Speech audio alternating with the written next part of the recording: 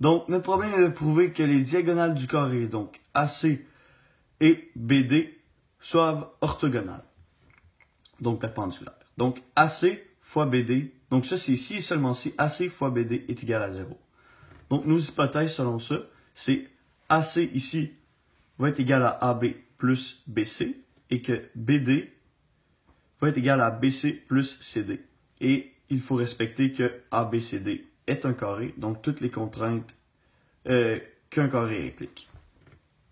La démonstration, donc le segment AC fois BD, comme on avait prouvé dans les hypothèses et selon la loi de Charles, donc AC est égal à AB plus BC et BD est égal à BC plus CD.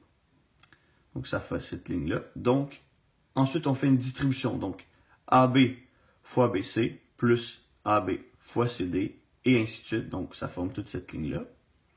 Ensuite, si on prend les deux équations ici, donc celle-là ici et celle-là ici, donc AB fois BC, ça forme un angle du carré ici, et le BC fois CD, c'est le même angle ici, donc c'est un angle de 90 degrés selon la définition du carré. Si on continue encore avec les mêmes équations, donc on ne touche pas aux deux équations du centre, ça fait que selon le produit scalaire, le cos 90, ben, ça va être égal à 0. Donc, les deux équations aux extrémités vont être égales à 0. Donc, on repart ici avec les équations au milieu. Donc, selon l'hypothèse, le CD va être égal à moins AB, si on vient dans le schéma. CD, c'est égal à BA, donc moins AB.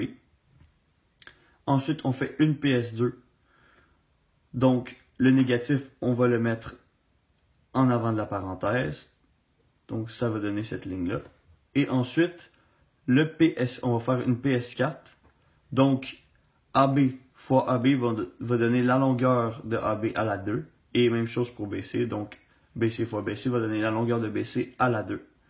Et en respectant que les côtés d'un carré, selon sa définition, est de même longueur, ben, moins la longueur de AB plus la longueur de BC va égaler à 0.